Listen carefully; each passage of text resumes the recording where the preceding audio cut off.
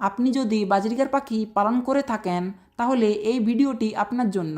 আজকের এই ভিডিওতে আপনি জানবেন বাজরিকার পাখিকে কোন কোন শাকসবজিগুলো খাওয়াবেন, কোন ধরনের শাকসবজিগুলো খাওয়ালে আপনার পাখির কোনো ক্ষতি হবে না, আর কোন কোন শাকগুলো আপনি আপনার পাখিকে সারা বছর ধরে খাওয়াতে পারবেন।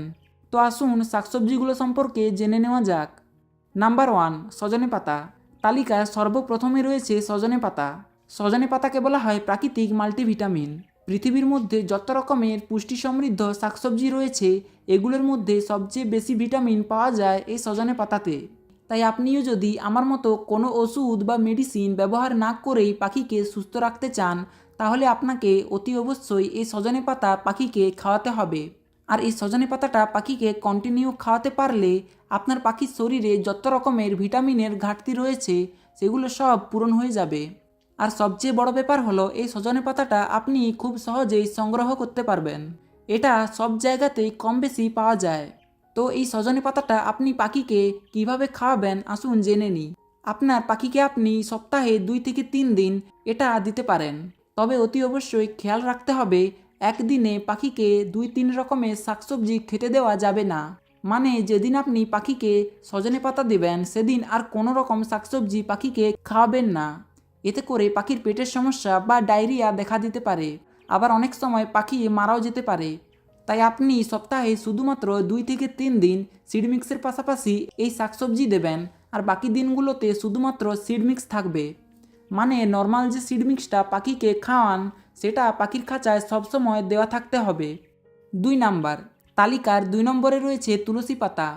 পাখির ঠান্ডা লাগার সমস্যা দূর করতে, পাখির রক্ত পরিষ্কার করতে ঔষধি হিসাবে এই তুলসী পাতা ব্যাপকভাবে কার্যকর।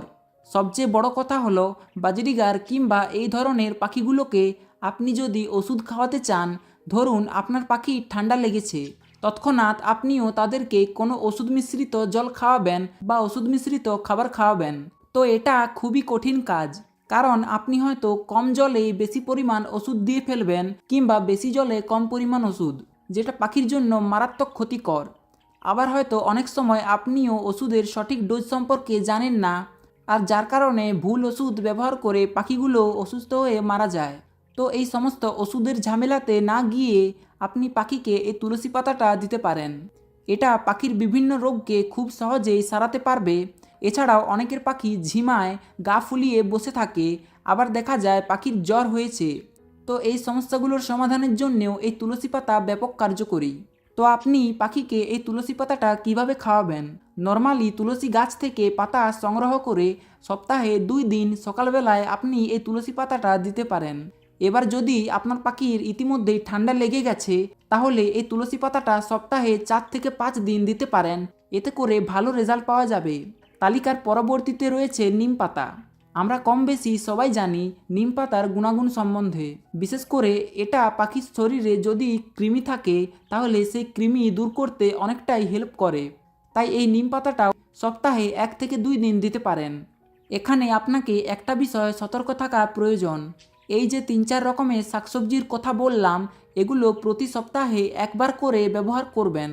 মানে প্রথম সপ্তাহে শুধুমাত্র সজনে পাতা দেবেন, দ্বিতীয় সপ্তাহে শুধুমাত্র তুলসী পাতা ব্যবহার করবেন। একসাথে 2-3 রকমের শাকসবজি দেবেন না, এতে করে হিত করতে বিপরীত হয়ে পাখি মারাও যেতে পারে। তো এই ছিল বিস্তারিত ভিডিওটি কেমন লেগেছে কমেন্টে জানান। আর আমার এই চ্যানেলে যারা নতুন এসেছেন অতি অবশ্যই একটা সাবস্ক্রাইব করবেন, কারণ আপনাদের একটা সাবস্ক্রাইব আমাকে ভিডিও বানাবার জন্য অনেকটাই মোটিভেট করে। তো চলুন আপনার শখের পাখিগুলো সুস্থতা কামনা করে আজকে এখানে বিদায় নিচ্ছি। দেখা হবে অন্য কোনো একটা ভিডিওতে। টাটা।